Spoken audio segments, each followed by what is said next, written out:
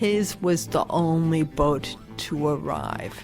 I think maybe it was a cow. I don't know. There's the thank you letter from Lyndon Johnson. There was even a monorail at one point to the east of us. Plus, everybody forgets about pirates. This is the coolest field trip I have ever been on. I don't know, but I've been told, keep on dancing, won't ever get old. Hello, and welcome to the Long Island History Project, the podcast that brings you stories and interviews with people passionate about Long Island history. You can hear them all at longislandhistoryproject.org. My name is Chris Kretz, and I am your host. And our opening music is courtesy of the Homegrown String Band. I hope you've been having a good 250th anniversary year celebrating and reading and learning more about the American Revolution. This episode is dropping the week of July 4th, so we wanted to make sure we got at least one more episode in discussing the American Revolution and its connections and tangents to Long Island history. The one thing you learn, the more you learn, is that there are so many avenues you could go down, so many sides to the story, so many undiscovered people. And today is no exception. We're talking about a Long Island single mother trying to make her way in the 18th century. She had a very special skill that she turned into a career. She went on to have a very impactful and fascinating life, mingling with the superstars of her time. But before we learn more about her, let's learn more about today's very special guest. Hi, I'm Zara Anishanslin. I'm a professor of history and art history, and I direct a program in museum studies and public engagement.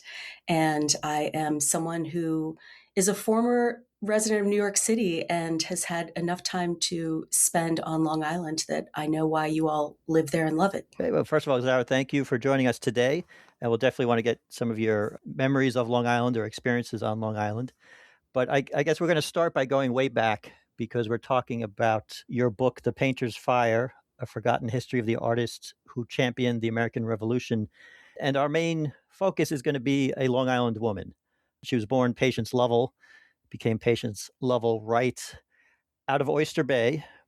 And just to situate us, her background, she was a Quaker, which was a very prominent, there were many settlements on the island, Oyster Bay, Flushing, Gravesend, Jericho, Hicksville. But can you just, to get us started, talk a little bit about her religious background, what that Quaker belief system would have given her, and maybe what she grew up being taught? Yes, so Patience Wright is someone who fascinated her contemporaries and continues to fascinate me, and I hope will fascinate your listeners by the time our conversation is done. And part of her fascination certainly stemmed from her religious background and rather idiosyncratic upbringing on first Long Island and then in New Jersey. And like a lot of residents of Oyster Bay, Long Island, she was, as you mentioned, the descendant of Quakers, a lot of whom had migrated from New England, where they had found that their beliefs were not really copacetic with those of the Puritan oligarchy in charge there. And so they really represent a sort of radical sect of Quakers. And I think that's best exemplified by the fact that the Lovell family was raised in a very specific Anabaptist sect, a 17th century Anabaptist thinker called Thomas Tryon, who wrote a number of books that were sort of like 17th century religious self-help books. And they advocated everything from the benefits of wearing all white clothing to avoiding the products that were produced by enslaved labor in the Caribbean, such as sugar and exotic spices, and espoused a diet of vegetarianism, which is not radical today, but was very radical in the 18th century. And Patience Wright, when she was famous later in the 18th century and was being interviewed about why she and all of her children were so ingenious, as the interviewer put it, she said that it was partly because she did not eat meat as a child. So I think that her religious upbringing affected her life in all sorts of interesting ways. And it meant that she came from a background where women were not supposed to be silent. They were encouraged to share their views. Because of the advocacy of her father for Thomas Tryon's viewpoint, she also had this interesting upbringing involving vegetarianism and wearing all white clothing and thinking about things like the abolition of slavery and why that might be important.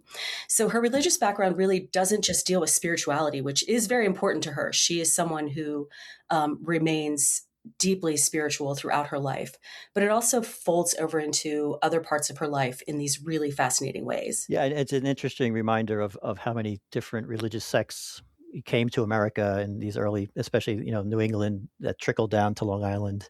Different ways of thinking were out there and sort of feeding into all the ideas. Let's since your book is about artists, what was her route to becoming an artist? Was that something most women of the time could pursue, or how did she find her way there? Again, this is something that is really idiosyncratic in many ways. I think there were actually many more women and girls who practiced artistic pursuits in the 18th century than I think most modern listeners would assume. So, lots of families of artists where you had the husband or the father as a professional artist. Very often, the wife and daughters would also be helping alongside him in the studio. If he was a painter, for example, they would help him mix the paints. They would help him paint the backdrops and paint the textiles. And many of the women and daughters themselves were even artists in their own right, but their names have not survived the passage of time as well. And so Patience Wright, being an artist as a woman, was not as unusual as we might think. The history has just been sort of skewed for us to think of artists in the 18th century as overwhelmingly male. But one of the things that made her idiosyncratic was not so much her gender, but the fact that she became this celebrity figure despite being a woman, and that her medium was a little bit unusual because what she did was make sculptures in wax. Yeah, this is a fascinating aspect of the research, and I'd love to hear all the rabbit holes you went down. So, if anyone knows Madame Tussaud, which is a later implementation of this, so in these 1700s, or even if it goes back earlier, what was the state of wax artwork in a sense? Like, were people doing it? Yeah, I mean, I think today most people, as you noted correctly, would think of Madame Tussaud, right? This is something that we can go today and take a selfie with the wax figure of Brad Pitt or something in the museum. And in fact, this is the sort of same appeal that wax museums had in the 18th century. Part of it, and this is something that Patience Wright capitalized on very well, is this sort of pop culture appeal of going to wax museums and feeling like you were intimately close to and even meeting someone who was famous that you otherwise wouldn't have had physical access to. Although, of course, they're not taking selfies in the 18th century, but it's the same concept of, going up and feeling like you're close to this celebrity figure. And in fact, that's one of the things that she and her sister did, which was very savvy and very much a departure from previous models. So when they started working as professional wax museum operators and professional wax sculptors in the 1760s and 1770s, there had been wax museums, traveling wax museums in the North American colonies before that time. And they were pretty much replicating what had been popular in England for a few centuries, which was these wax museums that you could go to and you would see figures of royalty, and you would also see biblical tableaus sometimes. And then you would see these completely mythical figures. Like one of the perennially popular figures was the Countess of Hennenberg, who was pictured with her 365 children, each small as a mouse. And the story was that when she was pregnant, a beggar woman had asked her for money and she had disdainfully and haughtily dismissed her. And so the beggar woman cursed her and she gave birth to these 365 mice-sized children. So what Patience Wright and her sister did, which was a departure from that, is they still had the biblical tableau and they still had the royal figures, but instead of these sort of made up historical, ahistorical figures, they had portraits of real living or recently dead celebrities, people like Benjamin Franklin, George Whitefield, the famous itinerant evangelical preacher, Cadwallader Culloden, who's an American man of science and political figure. And people loved coming to see these things. So what they're doing in terms of presenting wax figures to the public is not something new. And in fact, wax figures had been manufactured in ancient Egypt and ancient Rome, where they served purposes of standing in for religious icons and being used to, sort of ask for spiritual protection, and also very commonly were used as funeral figures and effigies. So they're tapping into this thousands of years old artistic tradition, but they're doing something new with it. And what they're doing is making it, I would say, more of a pop culture phenomenon than it ever had been in really interesting ways. Yeah, and so she at one point is operating in colonial New York on Manhattan. How would you characterize it in the rank of society and artistic works in terms of operas and performances? Like, where did the Wax Museum fall in that hierarchy? I'd say the Wax Museum was fascinating because, in terms of clientele, it attracted the highest to the lowest, socioeconomic levels of society. So it really is something that is equally accessible. It's not usually that expensive to go and see these things, and it is something that is not simply catered towards a sort of elite clientele. And we especially see this more drastically when she goes to London, because then she has, aristocrats and royal figures coming to visit, as well as sort of ordinary people off the streets. So that's why I like to think of it as pop culture, in the sense that it is something that is widely accessible to a broad swath of population, and popular is sort of across class, and gender and race. We know that women as well as men, and Black as well as white people, enjoyed these museums. So before we follow her to London, one of the things that I think the book does a great job of is sort of introducing us to all these side characters that people would know. So before we leave New York, she created these figures. Basically, the head and hands were wax, but she would have to dress them, put eyes in them, hair. And I loved tell us who made the suits for her wax figures in New York. Oh, yes. So fans of Hamilton the musical will recognize this name. And they must have been close personally as well as professionally, because the man who probably made a lot of the clothing that her wax figures wore in the Manhattan Museum was one of the men that she asked to be an executor to her estate in her will that she made when she was leaving New York for London.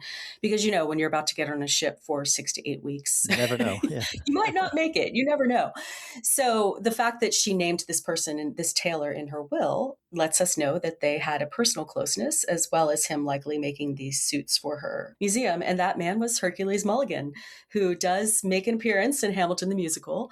So really fascinating to think that this woman who is going to go on to become a really completely vehemently ardent American patriot, despite spending the war in London, that she is making friends with people who are going to pop up in the cast of Hamilton the musical.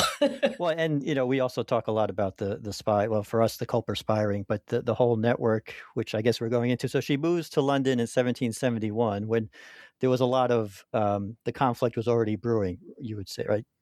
Yes. Was she, before she left New York, was she expressing any opinions about, I don't know if at that point they would have been talking open rebellion, but had she made anything?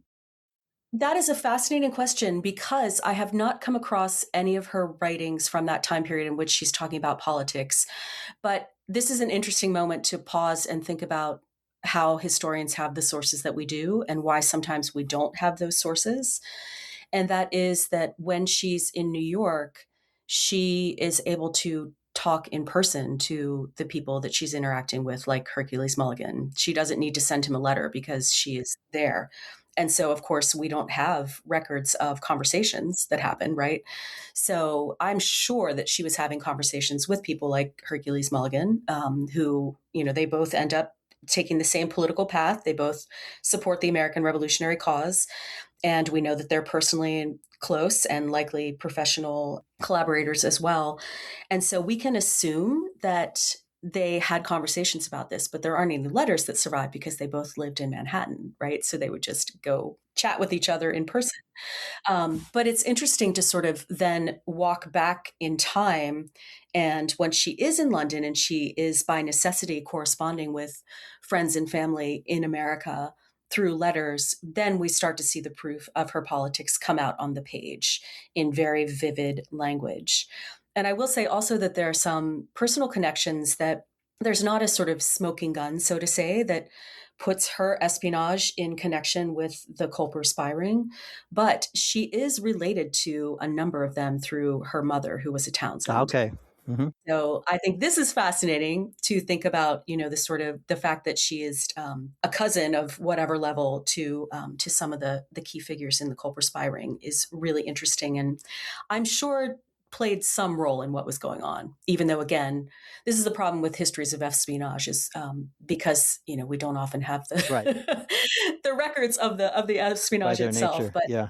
Yes, but I think it is important and interesting to note that she was related to some of those figures from Long Island. Well, and just keeping with that early 1770s, all the drama that was going on when she goes to London, another friend of hers was, and I didn't even know he had a sister, but Ben Franklin's sister was part of her circle. Yes. And so was that the connection that she had to Ben? Yes. So, if you are an American going to London in the 1770s, you want to get an introduction to Benjamin Franklin because he knows anyone who's anyone, and he can help you get ensconced in the networks of Americans connected to powerful and important people in London. So she really lucked out in the sense that I should say one of the reasons that she left New York, because this is probably of interest to New Yorkers listening to this in particular, is that her wax museum had a terrible fire happen in Manhattan in the 1770s. Wax, as you might imagine, is already susceptible to going up in flames. In the 18th century, people molded wax to make it pliable with turpentine.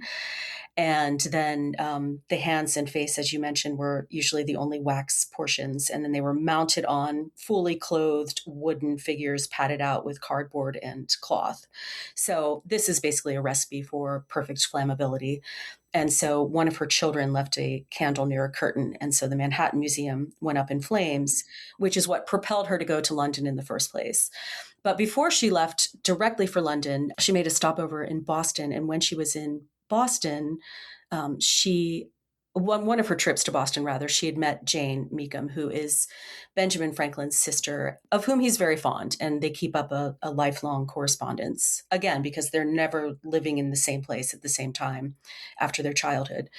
And so Jane takes a shine to Patience and writes her a letter of introduction to her brother.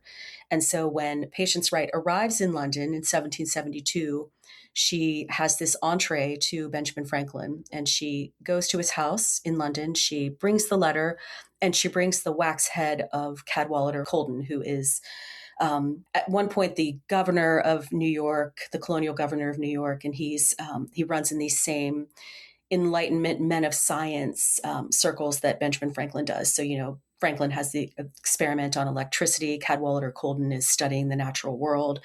And so Ben Franklin is astonished at how much this wax head looks like his friend Cadwallader Colden. And he immediately says, this woman, Patience Wright, is a genius, and tells her he's going to do everything he can to help her get established in London. And she's pretty much off to the races after that. So it was she must have been pretty charming because she has a habit of making connections to people and then building, sort of professional successes after those personal connections. And you mentioned her personality, which it sounds like comes across in the records. That her homespun, the white clothing, I think wooden shoes was a part of it. Yes, the clogs, yeah. yes. So is that, I can imagine her standing, it almost feels like she's out of time, but could you easily piece together that personality from the records and the responses you saw? Yes, absolutely. So I think if you and your listeners are familiar with Benjamin Franklin and his ability to sort of strike a pose, when he went to France as the American diplomat who was trying to negotiate what became the Franco-American alliance that, sent us French ships and guns and money and helped the Americans win the revolution against all odds, he very much adopted this persona of an American. So he wore this fur hat and he didn't wear court clothing. He really presented himself as a man who was close to nature, an American, and something sort of different and intriguing. And I always wonder if he maybe got this idea from Patience Wright. Because this is what she does in London before the revolution in the 1770s and the early 1770s. So she really, she plays up the fact that she's American, and she tells people things like, my sister and I learned how to model wax by taking dough from the kitchen and modeling little figures. And, when we were young, our education consisted of learning to appreciate nature and the colors in nature. And she very much plays up this idea that Rousseau made popular in France, for example, of if you're closer to nature, you're more virtuous. And so I think that persona of her with the clogs and the white clothing and all of those things and the fact that she would do things like supposedly call the king and queen George and Charlotte to their faces rather than your majesty, or the other ways you're supposed to address them, which is not just by their first names with no title attached to it. And she really played up on this, that this was her, persona, that she came from the wilds of America and she was this untaught genius. And I think that Franklin was doing the same thing when he went to France later in the 1770s. And I don't think it's accidental that they're both playing this part. So for this early 1770s leading up to the Declaration of Independence, what struck me, and I hadn't really studied this that much, but this world of American artists intermingled with the royal court, but also just the society there. As things turned bad, do you think, I was surprised more of them were not thrown into jail or what was I guess, ask it this way. How did the London society look at the American expatriates that were living among them and, the artists? Was the fact that they were artists sort of help protect them from sort of a more harsh reaction? Yeah, those are a series of great questions. So I'll start with the artist bit. I do think that, first of all, working in a visual medium is harder to and has less of a history of prosecution in the courts than a pamphlet or something written. So like John Wilkes, who's this famous radical Whig British politician who is a member of Parliament, mayor of London, initially sort of pro-American, but the Americans think he's more pro-American than he actually is probably, but he is thrown into jail very famously without due process, without habeas corpus being served, because he has this publication in which he makes a number of outrageous claims. But one of them is that he suggests in writing that King George III is not the son of King George II and is instead the illegitimate bastard child of one of his ministers. So this gets him thrown in jail, without even a trial, and it becomes this international scandal. He's eventually freed. But I go into this story because there are also political cartoons that are circulating, telling the same story, essentially. So showing King George III looking a lot like this Scottish minister who John Wilkes had accused of being his father, not George II. But there's never a political cartoonist who's thrown in jail, because it's a lot easier with a cartoon, to say, well, you might think that's who it is, but you're just guessing. That's not really who it is. And so I think artists do have this sort of a different sleight of hand in terms of evading the legal authorities because of how laws of libel, et cetera, are written in the time period.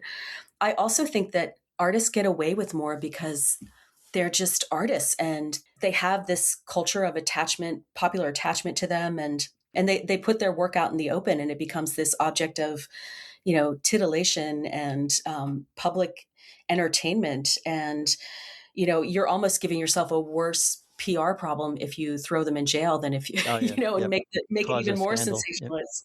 Yep. And my favorite one of these is actually the scene that I open my book with, which is Joseph Wright, who's the son of Patience Wright, who's one of the first Americans to train at the Royal Academy. And he's very talented. He's award-winning before he even graduates. And he gets a painting in the annual show of the Royal Academy in 1780. I emphasize the year because this is 5 years after the Battle of Lexington and Concord. You are 4 years after the Declaration of Independence. And yet, in the heart of London, a jury of his peers, of expert artists, decide that his portrait should go on the walls. And it's the annual exhibition, so the king and queen come to that opening themselves because it's the Royal Academy, they've helped finance it. And so we know that they would have seen this portrait. And it was a portrait of his mother, Patience Wright, and she was holding a head on her lap a wax head that she looked like she just finished modeling, but it was the decapitated head of King Charles I, who was England's king, who was executed in the English Civil War in the 17th century. And then looking down at her work were busts of King George and Queen Charlotte. So it really was a portrait of his mother, who was by then definitely widely known to be an American patriot spy, holding this England's decapitated king head. So it's this portrait of an American patriot spy committing regicide with this implicit threat of regicide in the bust looking down. And yet, a jury decides to hang this on the wall. The king and queen see it.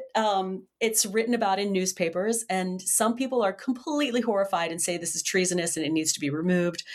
But this is something that's really interesting, is even though this is 5 years after, the armed conflict kicked off between mother country and colonies, you have people going on public record, as well as writing private letters, saying, "Bravo, Joseph Wright. He and his mother are exactly on the right side of things. The American patriots are the ones upholding the values of the Magna Carta and other British constitutional principles. And this is an entertaining way to show that off." So, this is a really great reminder. It was surprising to me, and I think it will be surprising to you and your listeners as well, that even 5 years after conflict begins, there is a robust and vocal portion of the population in Britain who are in favor of the American cause, or if not, outrightly in favor, like Patience Wright is, at least, sympathetic to it. And I found that surprising, but it's something that persists. And I think it's a great reminder that this is not a sort of easily divided war. You can't assume that people in Britain were all anti-American, just as you can't assume that everyone in America was pro-American Revolution, right? We have a staunch loyalist population. And even in 1773, the Sheriff of London, which is an elected position, 2 men are elected co-sheriff, and they're men who are American, and they're known to be American patriots. So the city of London decides to put these guys in as their sheriff, and I think that's also very revealing. And so Patience Wright is part of this network of not just artists, but also politicians that are all connected and all using various types of networks and skills and political means, both obvious and hidden, like espionage, to back the American cause. And you've mentioned a few times the espionage angle. So what's the evidence for, or what can you say about her activities in that regard and what she was doing? Well, I think this is a fascinating element. Pretty much definitely as soon as Lexington and Concord happens, that you see a shift in, for example, she politicizes the figures in her wax museum in very different and distinct ways. Like she puts a biblical tableau of Esther, the heroine in the Bible, who saves her people from an evil king's evil ministers. And, so this is a very pointed message. But what she does even earlier than that is once the intolerable acts, so, the things that the repercussions against Boston in particular, because of the Tea Party, things like closing the port of Boston, which really rallies a lot of American colonists to the cause of beleaguered New England brethren. She immediately starts gathering intelligence. So she goes and she sits in Parliament, sits in the galleries where non-members of Parliament are able to sit, and she reports back on what's happening politically speaking to people like John Dickinson, with whom she has correspondence and who were friendly with her. And she starts gathering information and listening to gossip at her wax museum. So this is easy for her to do because, again, anyone who's anyone comes. So John Wilkes and his daughter regularly visit the museum. So she gathers information from him. Lord Dartmouth comes, and they are acquainted from when he was a British political official in the colonies. And he comes to her wax museum and tries to persuade her to change her political point of view.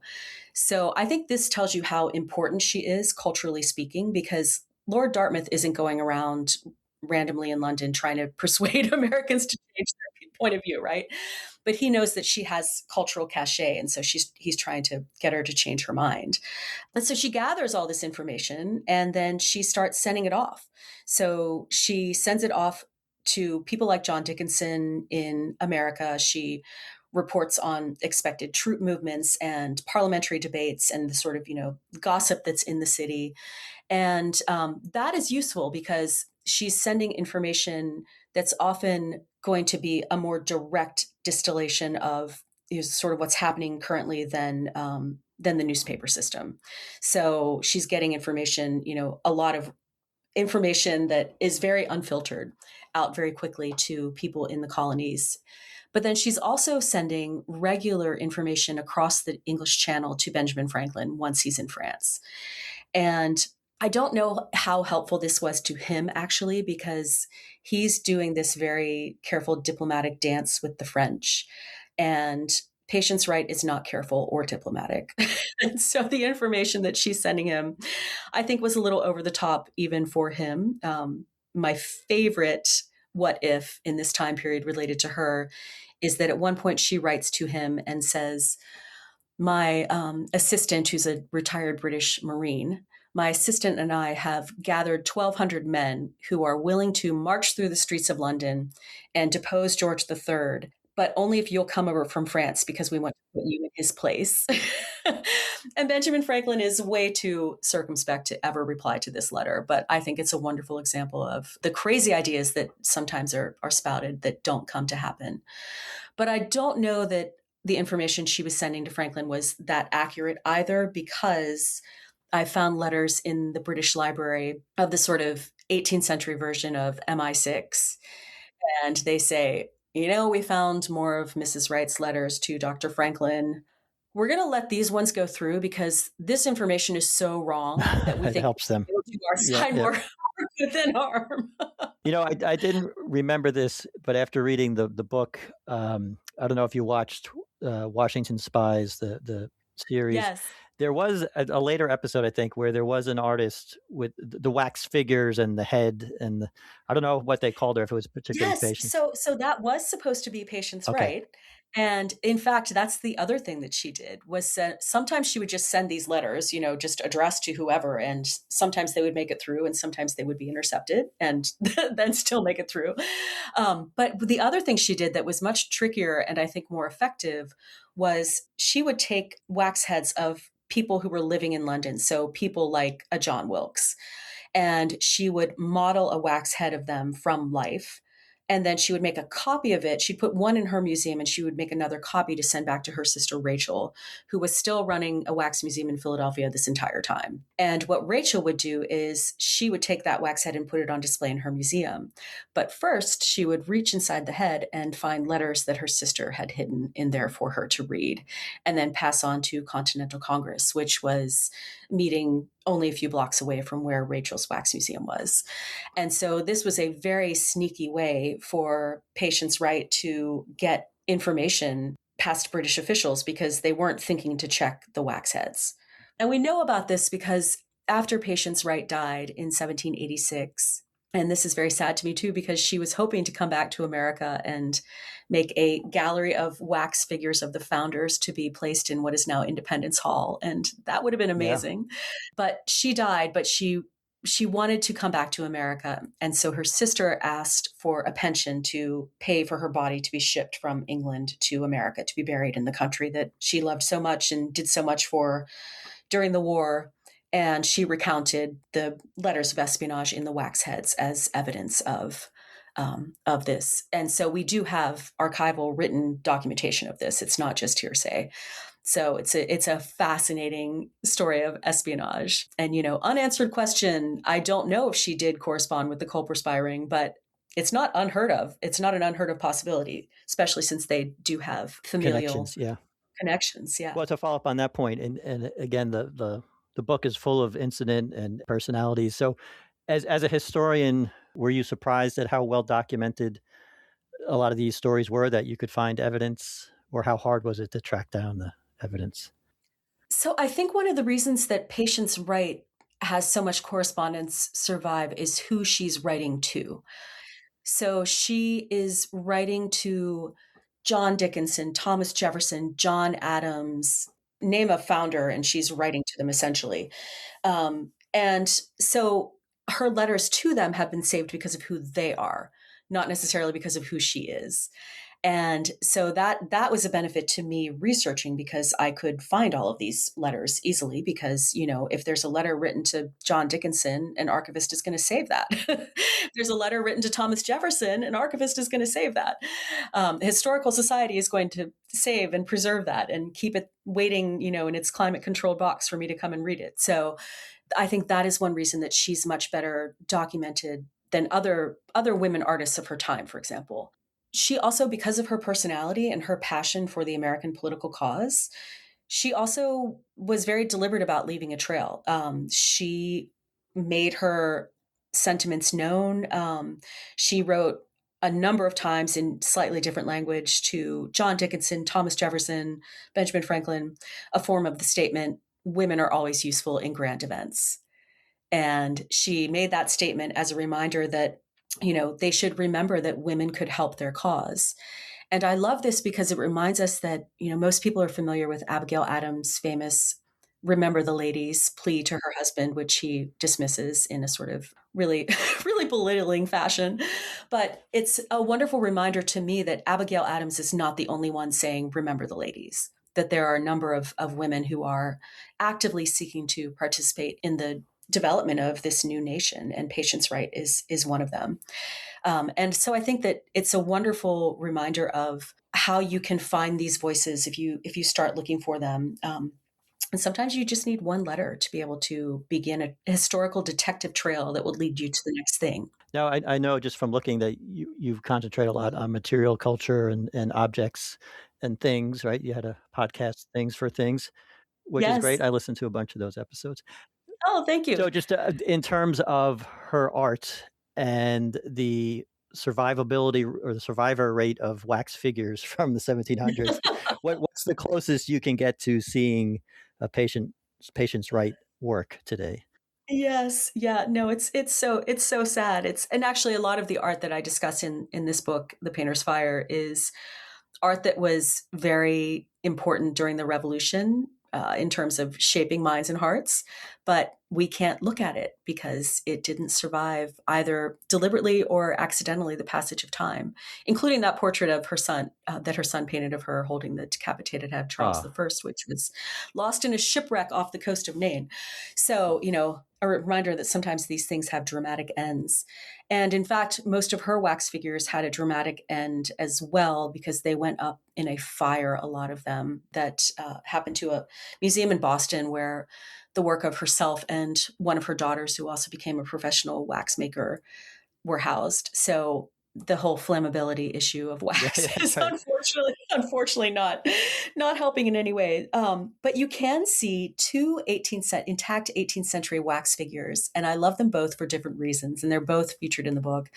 And the first is the only surviving full-length wax figure created by Patience Wright.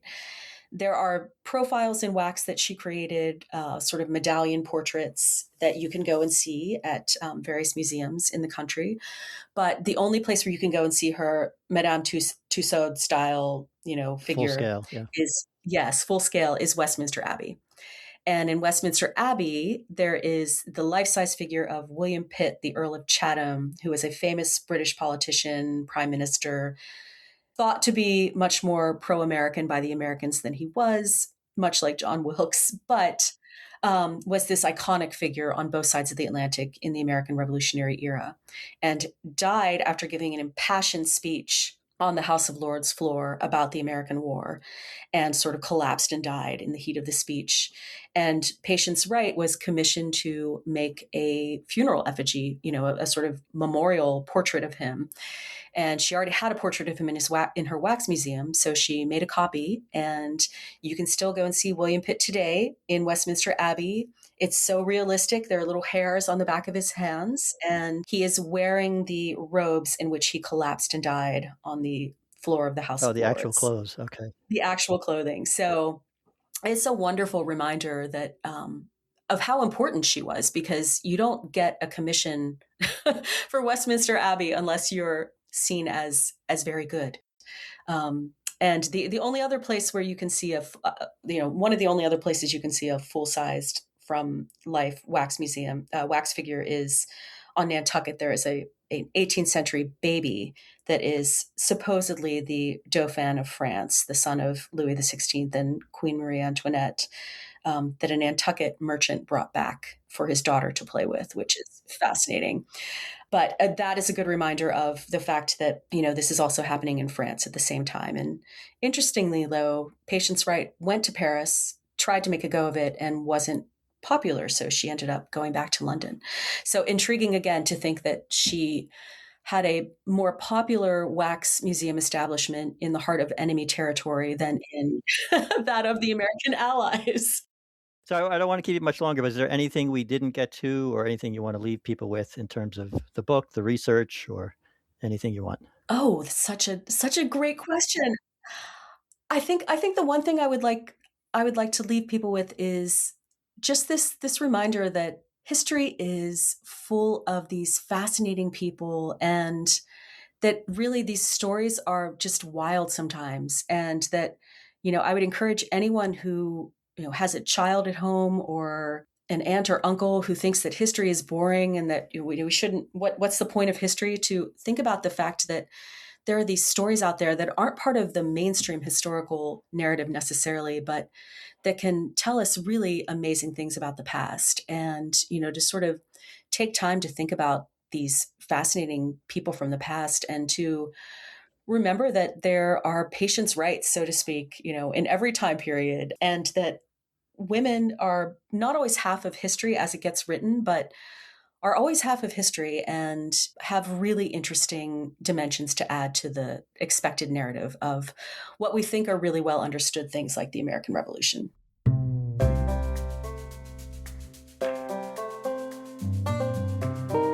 And thank you again to Zara for her time. One thing she also shared with us is that the second part of the first season of her podcast with Dr. Joanna Cohen, Thing for Things, is dropping imminently. That's Thing for Things with a 4 in the middle. You can find them on your podcasting system of choice, so Apple Podcasts, Spotify, any of those, but we will have links in our show notes at longislandhistoryproject.org where you can find them. And each episode that they do is built around an object. So they have covered caps and shirts and keys, and each time they find personal stories and unravel, dive deeper. One thing Zara shared or teased for us is one of her favorite upcoming episodes is chairs. So be on the lookout for that. And as we are going to be hitting the 250th anniversary literally this week, we wanted to leave you with some audio footnotes of some of our past episodes in case you want to tune in or catch up with any of your history.